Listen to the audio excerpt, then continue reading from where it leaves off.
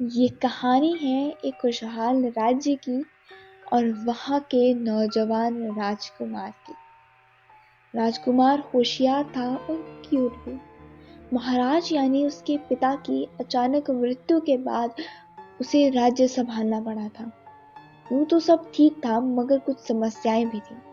और ये था उस राज्य का महामंत्री, जिसका नाम था चतुर। यूं तो उस राजकुमार खुश था, सब कुछ था उसके पास, मगर कुछ दुश्मन भी थे।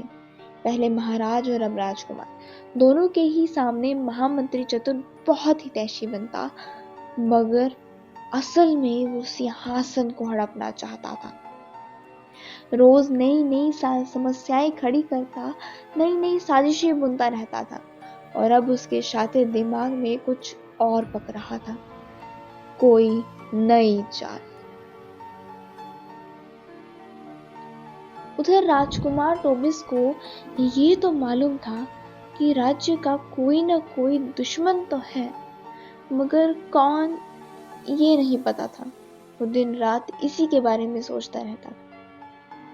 फिर एक दिन एक सिपाही दरबार में आया और बोला, महाराज की जय हो। महाराज, कुछ लोगों ने हमारे राज्य पर हमला कर दिया है। ये सुन टोबिस ने तुरंत मुआयना करने का आदेश दे दिया। राज्य में बहुत सारी जगह तोड़फोड़ हुई थी, जगह जगह आग लगी हुई थी, पूरे शहर में हालात खराब थे। राजकुमार ने टोबिस सेनापति को पता लगाने का आदेश दिया और सिपाही से पूछा, आखिर ये सब किया किसने? सिपाही कहता है, कुछ अनजान लोग थे महाराज। हालत जल्द से जल्द सामान्य करने की तैयारी करो। राजकुमार ने लोगों से बात की और सुरक्षा का आश्वासन दिया, और महामंत्री चतुर से मुलाकात की और कहा कि इन सब के पीछे जो कोई भी है उसका पता लगाया जाए। महामंत्री ने राजकुमार को प्रणाम किया और वहां से चला गया।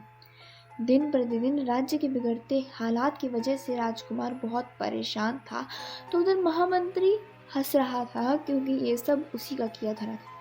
राजकुमार टोबिस भी होशियार था। राजकुमार टोबिस ने अपने पिता के खास और समझदार सलाहकार को बुलाया। महाराज की जय हो। आपने मुझे बुलाया महाराज? जी, राज्य में जो कुछ भी चल रहा है उससे मैं बहुत परेशान हूँ। आप बहुत बुद्धिमान हैं और अनुभवी भी। कोई हल बताइए।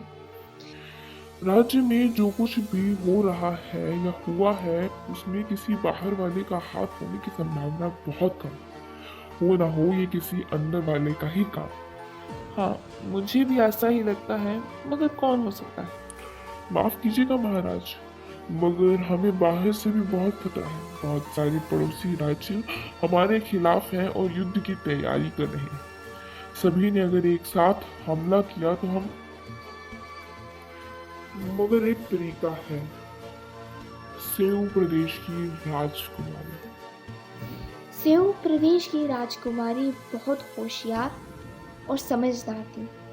सेऊ प्रदेश पड़ोस का एक छोटा सा राज्य था, मगर वहां का सैन्य बल बहुत ताकतवर था।